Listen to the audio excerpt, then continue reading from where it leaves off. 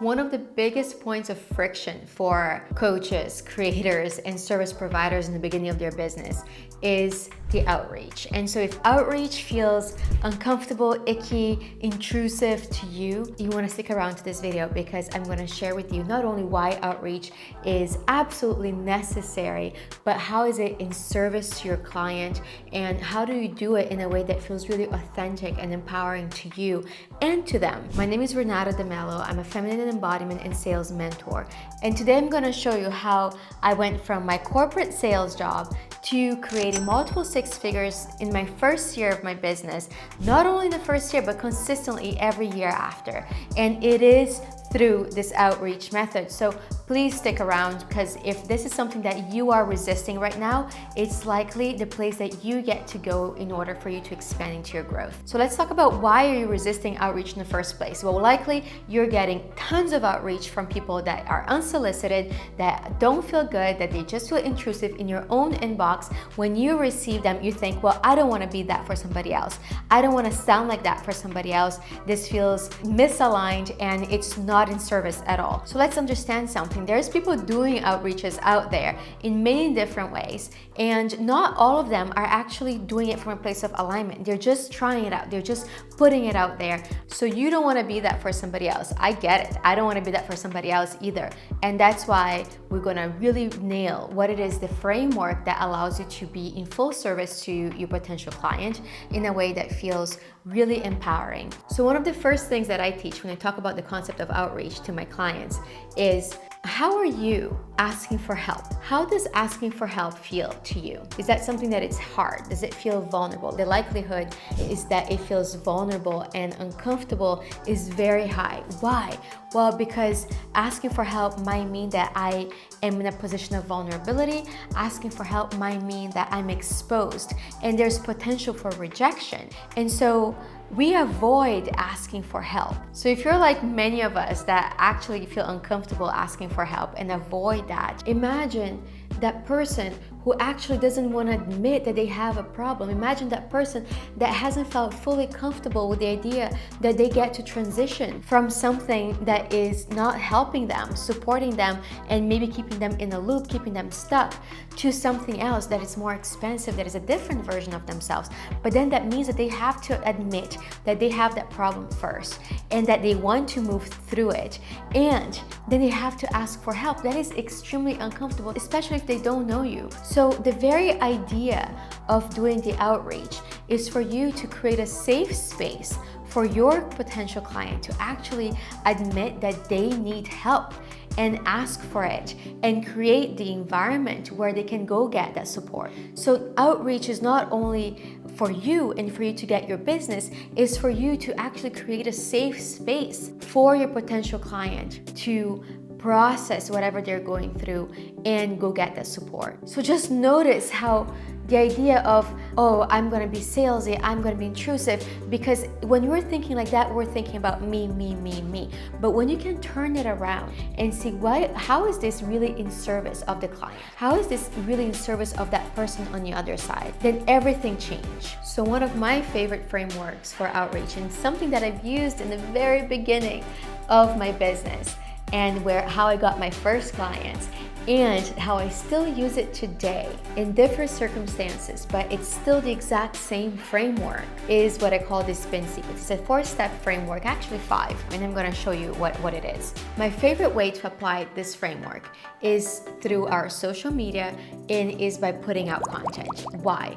Because when we put out content and somebody likes your stuff and they comment on your stuff, then you can actually use that as an anchor to initiate the conversation. And the first step of this framework is the S, which is the situation. So the situation, we want to know, what is the context of that person in that moment? Why did they relate to that post?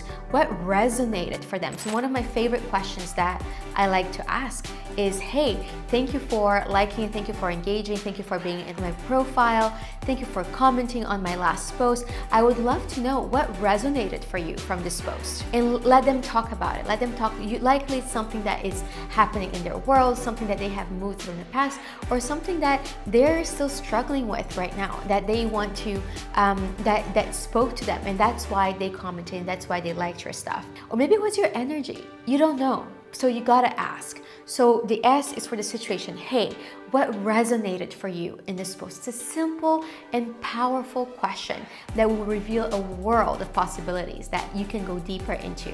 Then the second step of this framework is the P. The P stands for the problem. And the way you want to approach the P is, first of all, you want to thank the person for sharing what they shared with you first, after you ask what resonated for them. So, hey, thank you so much for sharing it. I really appreciate you just trusting me with this. And may I ask you a question around that? And allow them to answer. Getting permission is so important in any sales conversation, because once you have permission, then you're meeting somebody who's not guarded because they're open, they gave you permission to go there. Then the P then is, how is this impacting your world today? You want to know, how is that a problem for them today? You can ask, how is this present for you today? And allow them to answer. When they answer, you want to again thank them for taking the time, thanking them for trusting you with that information. And then you move to the third step, which is the implication. The implication is, have they done something in the past to fix this? Is it new, or have they tried to fix this somehow? And a beautiful way to ask this question is, again, asking for permission and then asking them, well, I'm curious, have you done anything to help you solve this problem in the past? And so they will tell you, well, I've done healing work, I've had coaches, I've read books and podcasts, but haven't fully integrated it. And so you want to know what they have tried so that you can come in with your services when it's time in a way that you already understand what this person has tried in the past, how this person has already explored this problem in the past, maybe what hasn't worked, so that you can share your services and do the invitation, which is the last step, with already that in mind, with that context. And then you move to the fourth step of the sequence, which is needs payoff. Needs payoff is really the desire. So let's just call it desire. What do they want? If that problem wasn't in their world, what would be available to them? Who do they get to be on the other side of this problem? And one of the questions that I love asking is, again, ask for permission and moving to, hey, I'm curious, what does your world look like if this problem wasn't there? Who do you know you get to be once you have moved past it? And how does that impact your world, your relationships,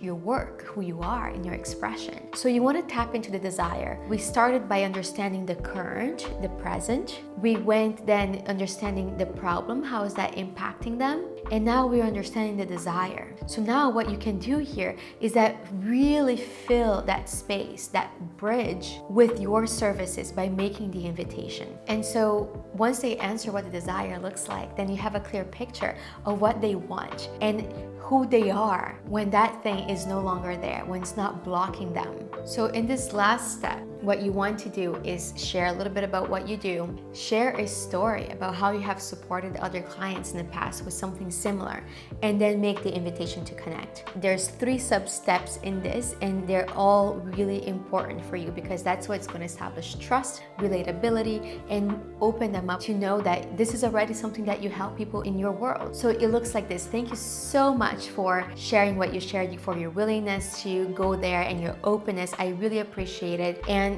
as you may know, I'm a coach, or I'm a healer, or I do XYZ. Share what you do. And I just want to let you know that this is very normal, that I see this happening with my clients many times, and I have personally supported them move from A to B, and then refer to their problem and to their desire in a way that you're telling the story about how you have helped somebody like this in the past. And then you move to the invitation, and it looks like this. And if that's something that you're ready to move through, that you'd like to have support with, I'll be happy to connect over a call and go a little bit deeper into it with you and see if this is somebody that I can support you with. And if it's not, I'll be happy to connect you with somebody that I feel will be more aligned for you. Let me know how this feels for you, and I'll be happy to set up a call for us.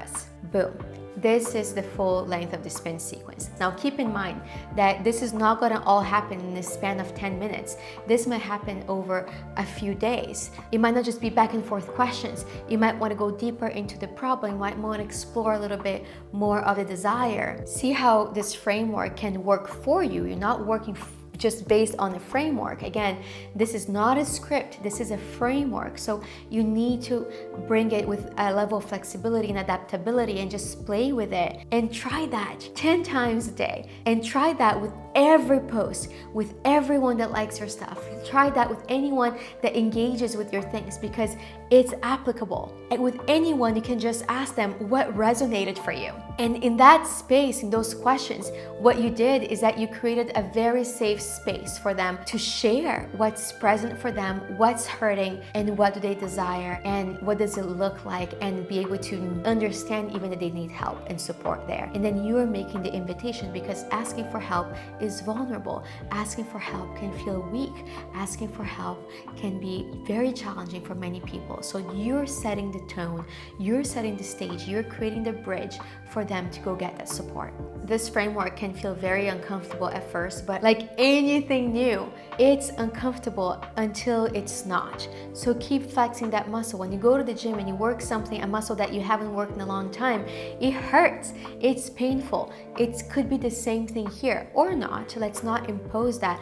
But what's important here is for you to move through this resistance and keep doing it. If you start this today and keep doing it every day for the next 10 days, for every day of your career, with everybody that engages in your post, everybody that connects with you through something that you have shared, you will see that it will turn into a snowball effect, and you're going to become so comfortable with it. It becomes extremely conversational, and it's purely from a place of support. If this video resonated for you, click on the next video where I share with you how you can generate an endless source of leads, valuable leads that you can use today to create new clients. And if what I said in this video is helpful to you, subscribe to the channel. This is where I share content on leadership, self-expression, sales, as well as the holistic and spiritual practices where you can show up to your mission fully embodied, tapped in, tuned in, and turned on.